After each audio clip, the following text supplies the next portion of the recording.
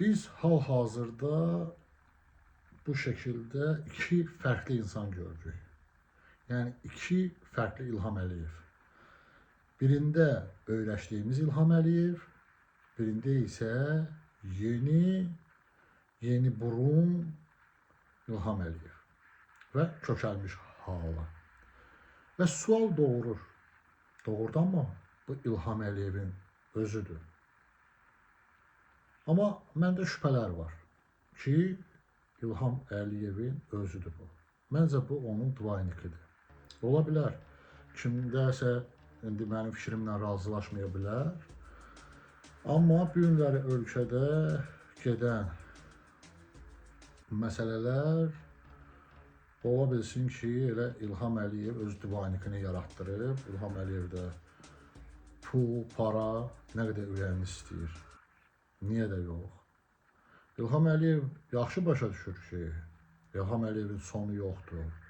İlham Əliyev o qədər qanlar içib, o qədər qanlar axıdıb. İlham Əliyev o qədər ailələri başsız qoyub, o qədər körpə uşaqları atasız qoyub. Və İlham Əliyev bunu anlayır və ola bilsin ki, məhz İlham Əliyev öz dvaynikini yaradıb.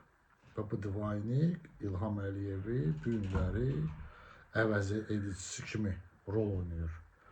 Ola bilsin, bu da İlham Əliyev hardasa istirahətdədir. Yəni bunlar hamısı ola bilsin. Amma reallıq necədir? Reallıq bu günləri odur ki, İlham Əliyev həqiqətən də özünə düşmən qazanıb yetərincə. Apardığı siyasət, axdığı qanlar, tutduğu insanlar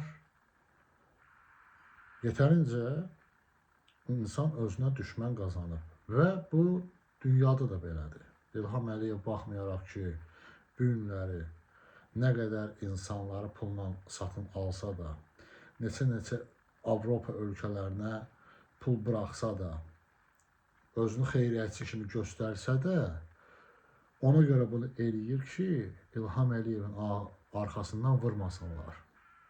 Və bir də İlham Əliyev yaxşı anlayır ki, Azərbaycan xalqı onu sevmir, onunla heç bir əlaqəsi yoxdur. Xalqla prezident arasında olan bağ çoxdan kəsilib, heç bir əlaqə yoxdur. Və İlham Əliyev bunu anlayır. Nə qədər ki, Azərbaycanlılar öz prezidenti ilə əlaqə yaratmayacaqlar, o bağlar bərpa olunmayacaq, heç bir sevgidən, hörmətdən, izzətdən söhbət gedə bilməz. Bu günləri İlham Əliyev polisin gücünə hakimiyyəti saxlayır. Bu günləri polis zorakılığı ilə İlham Əliyev hələ də hakimiyyətdədir. Danışan dillər həbsdədir, danışmayanlar isə əzib tapdalamaqdadır. Diktator maşını belə işləyir. Və bu günləri bu diktator anlayır ki, bunun sonu yoxdur. Yəni, geci tezi bu xalq qalxacaq. Geci tezi bu xalqın səbri tükənəcək. Və onun aqibəti çox ağır olacaq. Və İlham Əliyev bu sərf eləmir. İlham Əliyev sərf edir ki, siyasi liderləri həbs eləsin, Azərbaycanda müxalifəti bacardıqda sıxışdırsın divara, jurnalistləri həbs eləsin, azad jurnalistlər İlham Əliyevin uğradığı pulu xalqa təqdim edə bilməsinlər və İlham Əliyev öz imperiyasını daha da gücləndirsin, daha da güclənsin və bu kasıb xalqı rahat əzə bilsin. Azərbaycan polisini elə beləsinə dəstəkləmir ki, İlham Əliyev. Ona görə dəstəkləyir ki, o polis günləri onu qoruyur. Və bu xalq da anlamalıdır ki, nə vaxta qədər ki, siz susacaqsınız, diktator maşını işə düşəcək, diktator maşını tam qüvvəsi ilə işləyir və o heç vaxt imkan verməz ki, siz gəlib onu devirəsiniz. Adamın itirəcəyi çox şey var. Xalqın isə qazanacağı çox şey var.